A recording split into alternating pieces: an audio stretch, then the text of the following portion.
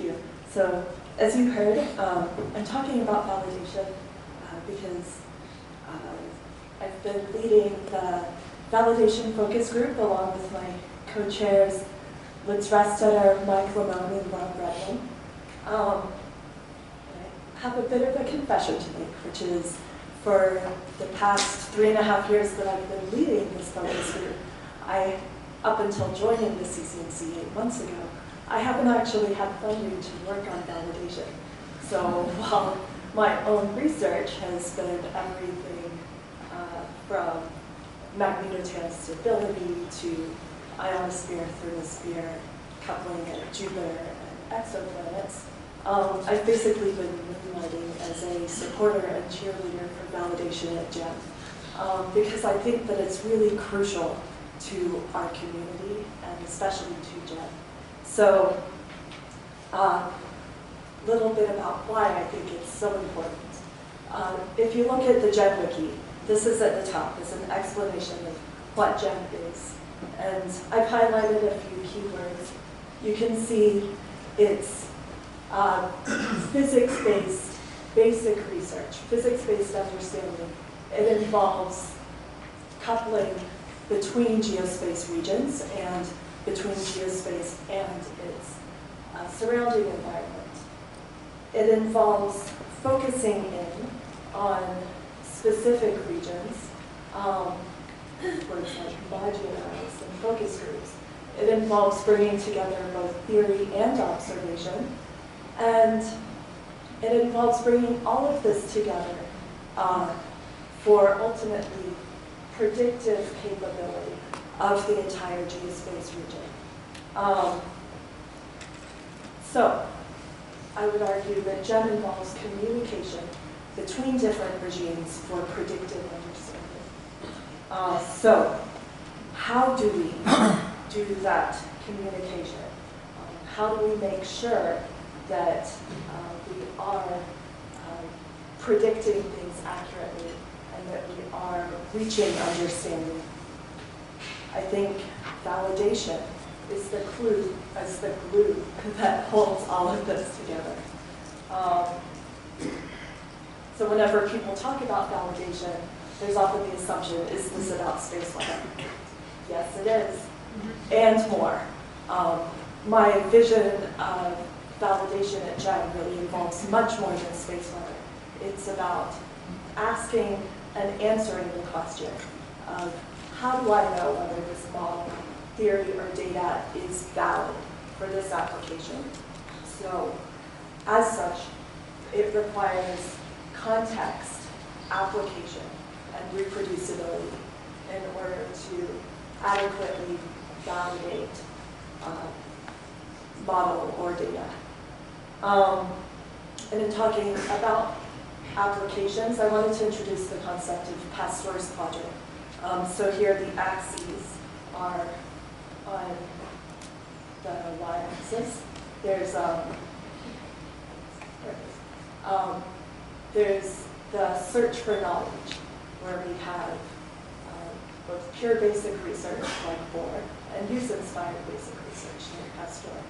On the x-axis, there's relevance for application, like Edison and Pasteur.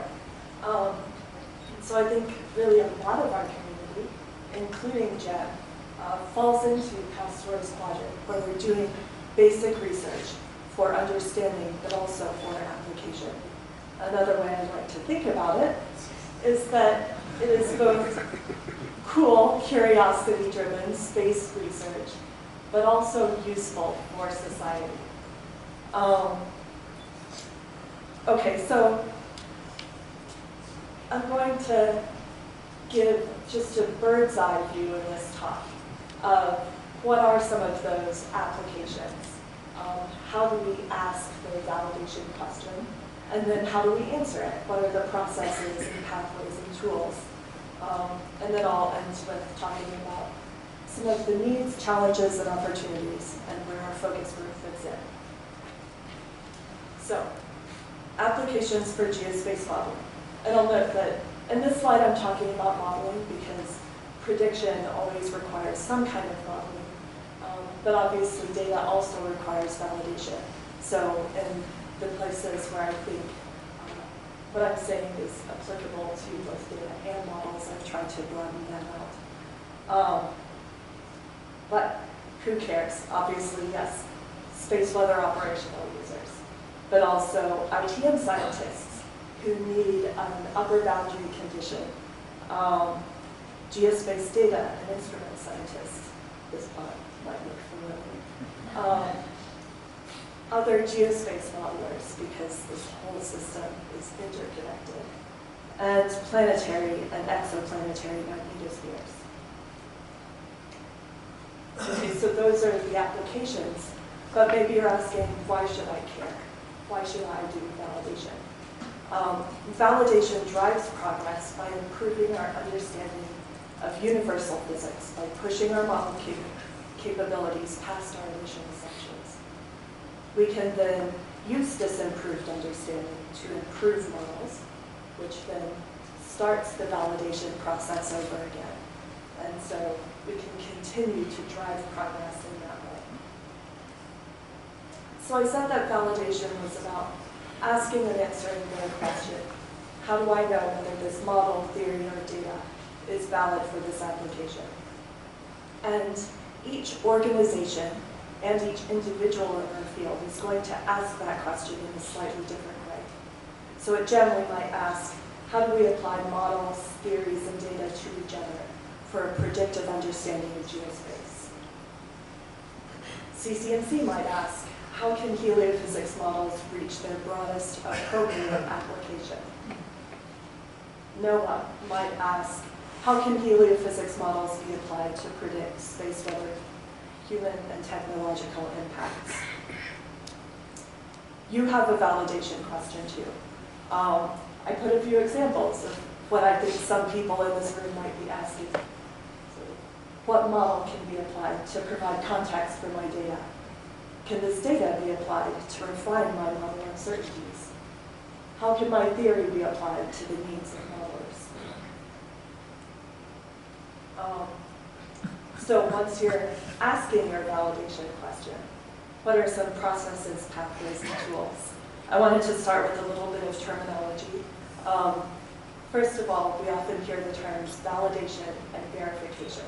So I've heard the difference explained a few different ways, but it basically centers around verification, checks that you're solving the equations right. Is your code actually doing what you think it's doing?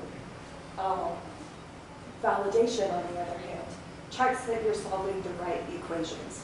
Are you getting answers that you want the code to get for the context that you're applying the code? Metrics, of course, are crucial in validation, and they can be defined as a quantitative measure of performance. So then, how metrics and validation fit together. I really like this from Spencer 2004. Metrics are both important and are complementary. Metrics provide a quantitative measure of the improving predictive strength of a model. So metrics can be tracked over time then, while scientific validation systematically identifies model shortcomings and strengths and informs ongoing model improvement. So metrics and validation go together. We can't just look at one of those and think that we have the full picture. Whenever we're doing validation, we constantly have to ask what's missing. What assumptions are in the model or data that we're using? Because validation and metrics are about accuracy with reproducibility, and reproducible results require clear assumptions. So, as an example of this, I wanted to talk about the ULF wave modeling challenge that's been going on. So this is looking at ULF waves in 4 different global magnetosphere models using an idealized solar wind driver. And you can see here the results for 4 different models looking down on the equatorial plane with solar winds coming in from the right. And the color is the ULF wave power in the magnetosphere in the equatorial plane. So 2 of the models produced a strong ULF wave signature. 2 of them didn't. What was missing?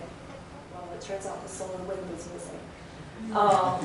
Even though all 4 models had the same solar wind driver at the solar wind boundary, by the time that solar wind reached the bow shock, 2 of the models had damped out some of those solar wind oscillations that were being used to drive the model. So the conclusion here is that grid resolution upstream of the bow shock matters so that you can maintain the solar wind driver as these codes did, and not have that damped out so that you know what you're driving the code with is accurate, is actually what the magnetosphere is going to see. Another finding from this challenge is that the conductance model matters. There aren't plots shown for this, but by comparing constant conductances and auroral conductances, they found that using auroral conductances actually increased the ULF wave power in the inner magnetosphere. So using a more appropriate conductance model is really important. I also wanted to talk about the mid-tail modeling challenge. So here, Artemis was at lunar distances and was observing mesoscale fluctuations in the tail. And only one of the models saw similar scale fluctuations.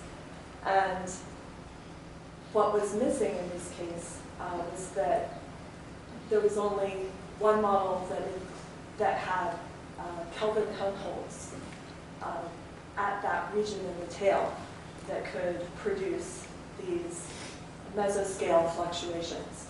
So I would suspect that the conclusion we could draw would be the same as the previous slide, which is we need adequate grid resolution in order to resolve those Kelvin Helmholtz features in the region that we're looking at, in this case, the distant tail. Okay, so on to pathways of validation and application. I wanted to just point out this paper by Halford et al. It's in press at the Journal of Space Weather and Space Climate. And this paper talks about pathways and enumerates specific steps, application usability levels, from basic research to application and on-demand use. And even though the paper is focused primarily on application for operational use, I think that a lot of these can also be thought of in terms of basic research applications. And John in particular is good at these 4 steps of applications toward basic research, where your end users are other researchers. And so there's basic research, obviously, establishment of end users and their requirements, assessing the viability of concept when you have new ideas, comparing it to what the current state of the art is, what everyone else is using right now, and completing validation. Another important processing pathway is data use. I think there's going to be a machine learning talk later in the week, and so I'm sure you'll hear about training, testing, and validation data for that. But I think these distinctions are really useful for any sort of modeling, where you have, on the one hand, the data that you're using to train or develop your model, and then data that you have for testing and validation, and then operational data. And once you are actually using your model in whatever application you have it for, you're of course always going to go back and end up doing more development of that. And as an example, I wanted to talk about this paper by Welling et al., where they reanalyzed the results of the GEM Ground Magnetic Perturbations Challenge. And in particular, they looked at the range of driving conditions, VBZ, and geomagnetic conditions, SIN-H, for the validation events. So these validation events are SWPC events that you can see here. There's a wide range of driving and a wide range of geomagnetic conditions. And then if you look at the last two lines, these are the driving conditions and the geomagnetic conditions for the conductance models that were initially developed and put into these models. So you can see that for all of these global MHD models, the conductance model was really developed over a much narrower range of driving and geomagnetic conditions than what was used in the ground magnetic perturbations challenge. And so he posited that this could be a reason why the models typically didn't perform as well in these areas where the conductance models were maybe being stretched beyond how they were initially developed. So I would note, first of all, that SWPC did not include validation events that were identical to what was initially used to develop the models. They could have used the same range of driving conditions. That would have been an interesting validation study. Maybe it would have produced some interesting results, but it wouldn't have been that. It wouldn't have been appropriate for the application that they were looking for, which is operational use over the entire range of possible driving conditions. So, when you get to choosing metrics, what should you do? I would recommend looking at this special issue of Space Weather Capabilities Assessment, where several teams developed and, in some cases, applied metrics for a wide range of space weather parameters. And so you can look at this to see what the current recommendations are for many different metrics. But whether what you're looking at can be found here or not, once you choose your metrics, you need to figure out how to calculate them. And so I recommend for that looking at this Morley et al. Paper, measures of model performance based on the log accuracy ratio. And look at table 1, and if you're like me, first time you look at it, you get very confused. But I want to just talk about a few different metrics here. The first two are two different accuracy metrics, and then two different bias metrics, and compare those. So here I've left up here the errors just for reference.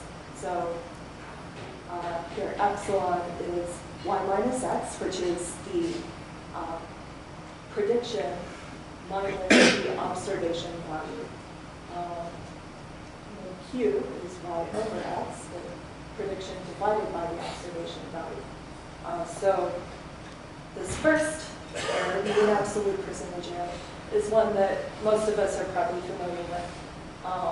So it's just a standard percentage error, prediction minus observation divided by the observation.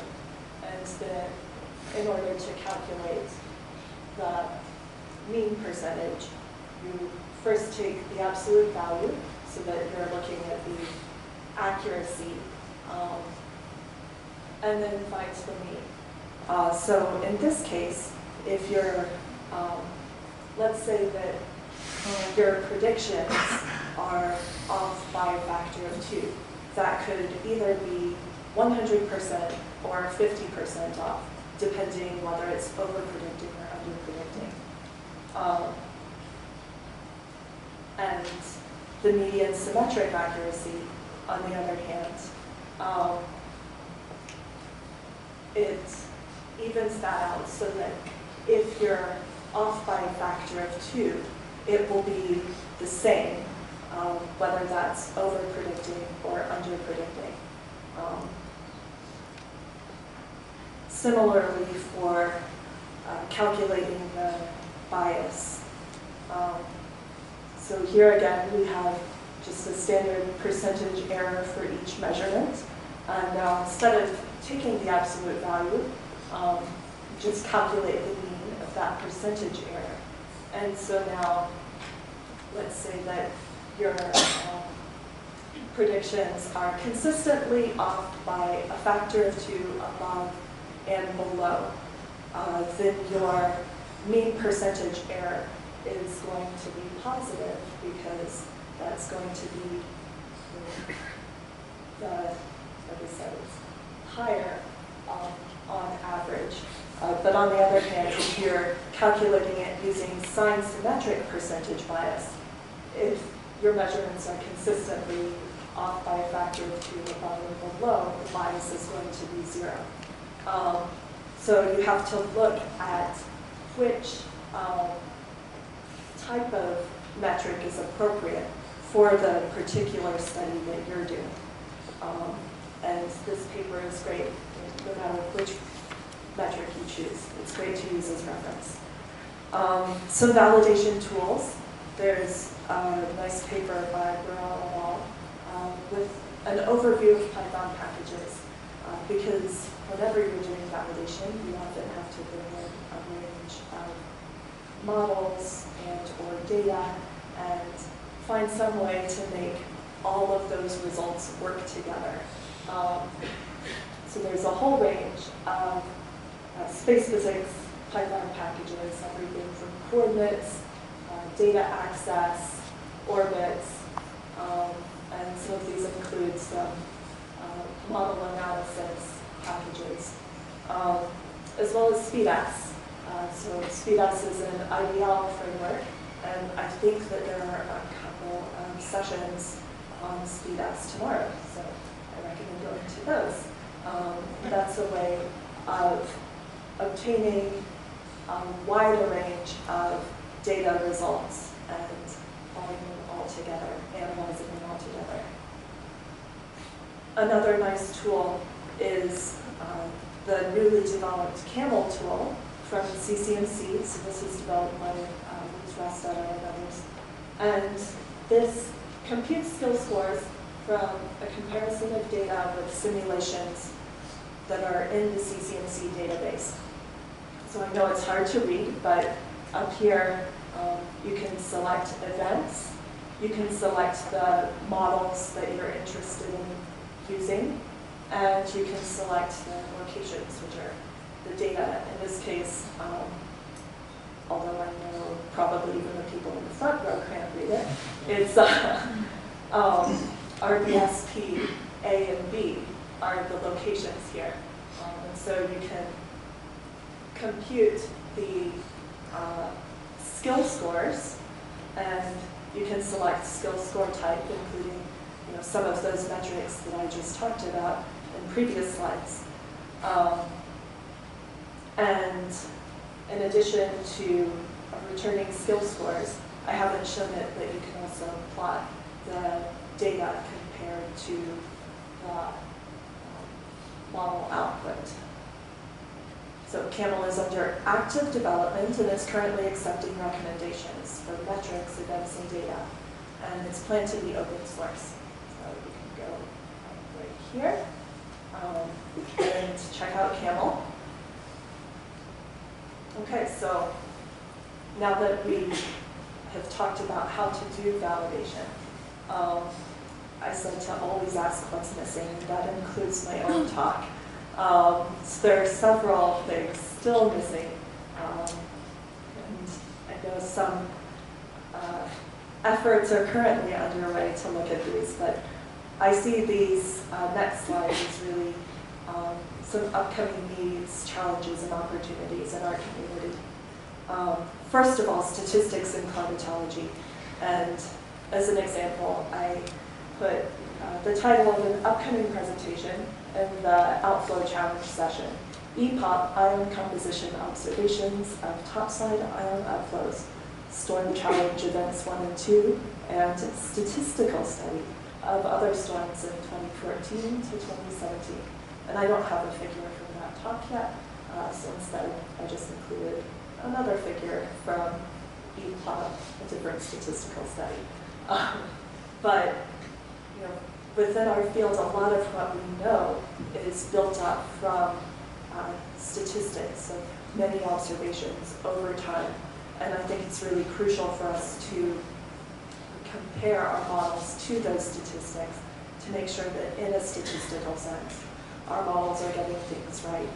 And without looking at that, then we don't know by comparing individual events if agreement or disagreement is a matter of chance.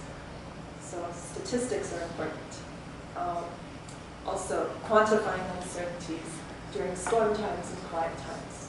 So in the conductance challenge, we've been hashing this out in real time.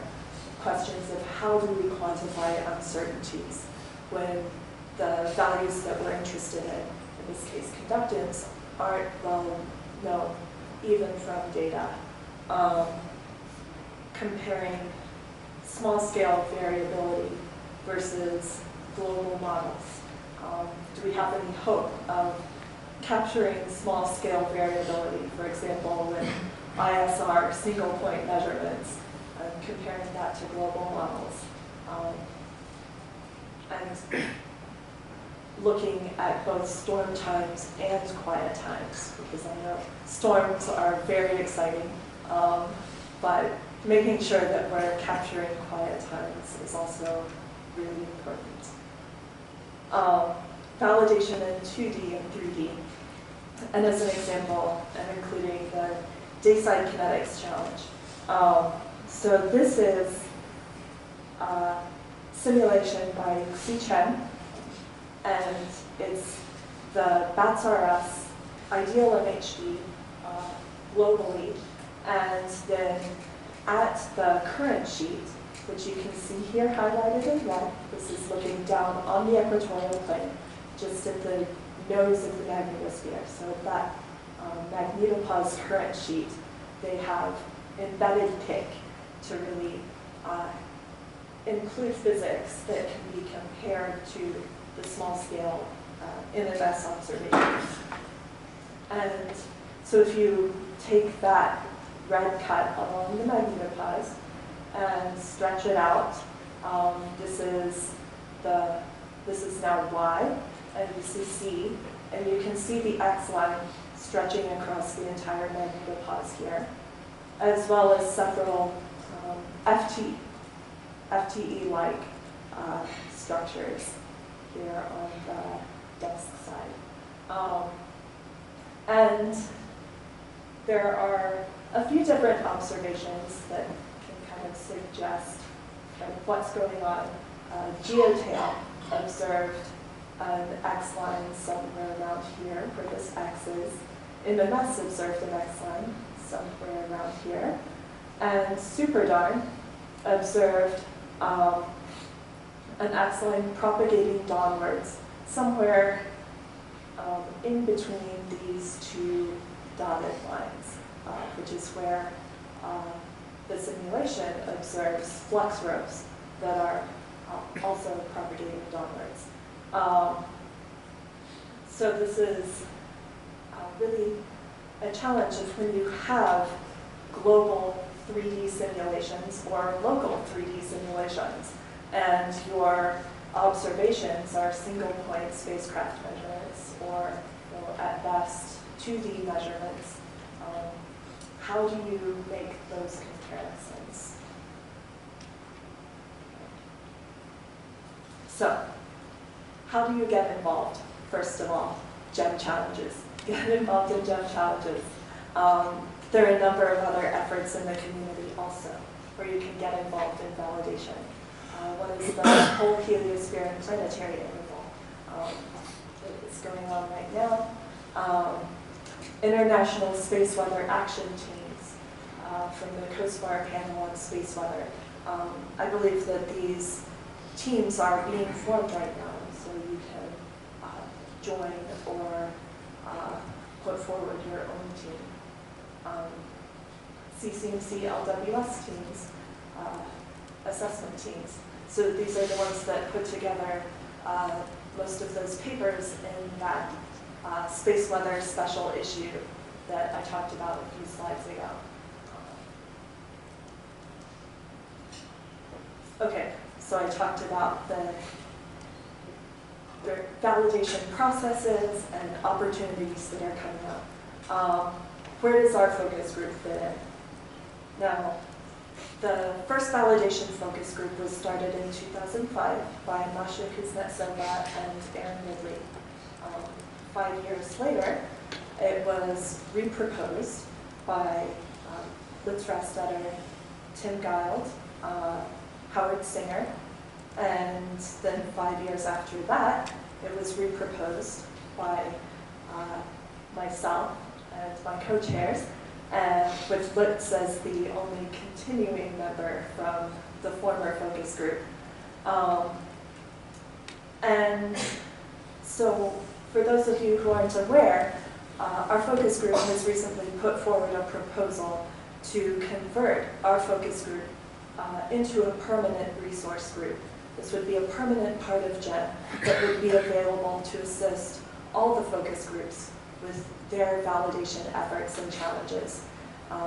As a permanent resource, it would have 4 rotating co-chairs. So every 2 years, 2 of the co-chairs would rotate off, and 2 new people would come in order to provide both continuity, but also to bring in new people, new ideas every 2 years. So this is something that hopefully the steering committee will be voting on sometime soon.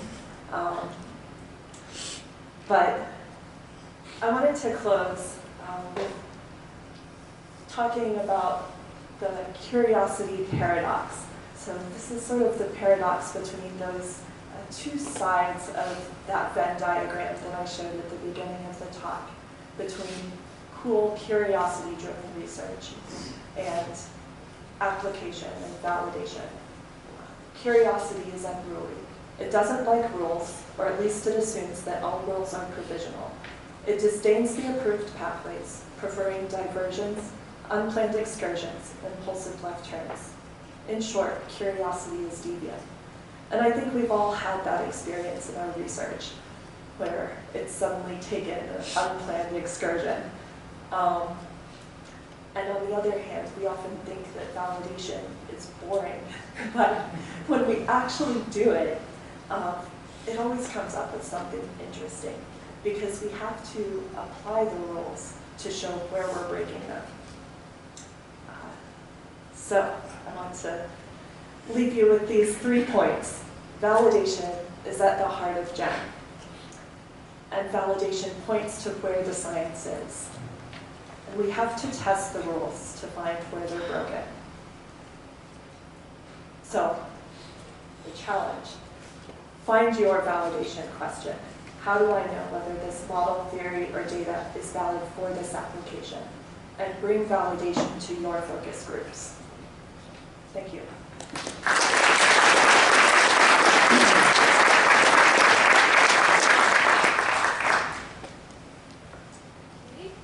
Thank you very much, Katie. Question?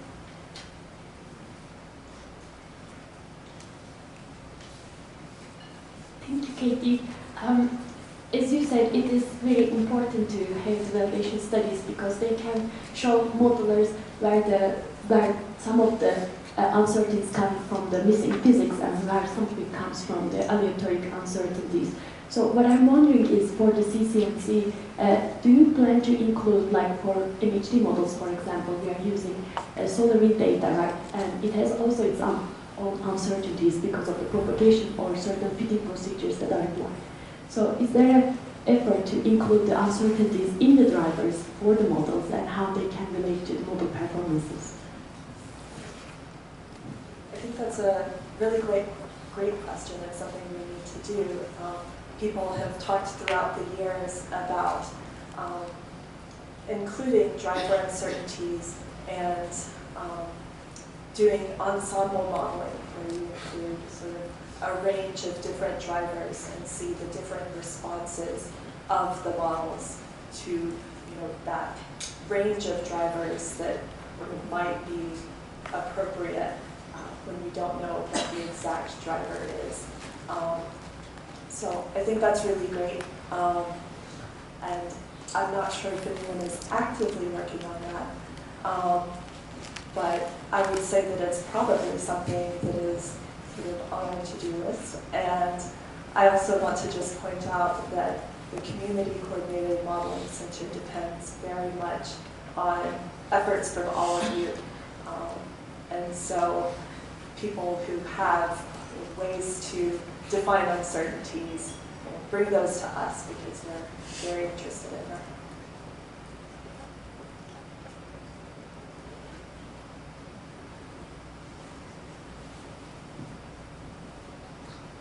So just to follow up on that, there were actually two papers that came out last year looking at took boundary condition ensemble simulations, one for a ring current model, which I think was led by Margaret Chen, and one looking exactly at the uncertainty in the solar wind driving global a coupled system with global MHD that I led. So that work is, and it's very new, it is growing in the field, and that is available. It is, of course, a difficult problem because everything is correlated to everything else, and it's all correlated in time. And that makes it very difficult, but it is actively being worked. The other thing I just wanted to say was I really appreciated the focus that you brought to the statistical comparisons for model behavior. So, for example, if you were to look at, let's say you're looking at modeling substorms, right? Do you get if you run your model for a month, do you get the right number? Do they have the right distribution of magnitudes? I think those studies, as we get more compute power available to us, I think are really key tests, and I really want to thank you for bringing attention to that. Yeah, I think that's a really good point. That in the past, statistical studies have been really hard, but we are reaching that point where we have built up so many model simulations, and our computing power is increasing. So I'm hoping that our community is at a turning point where we can start to do that a lot more than we have in the past.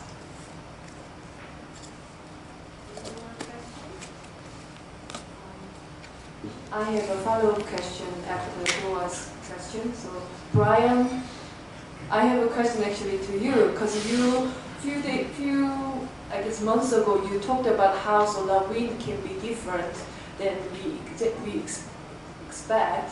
Because you told me the solar wind have many different shares, and then sometimes the Earth may have two different solar wind shares coming Earth. So could you explain to those two people so that the CCMC can aware that how different input is coming to Earth, so we shouldn't really, care about the solar wind monitor. Rachel, would you go to the Brian? Right. But he knows the size of that we said.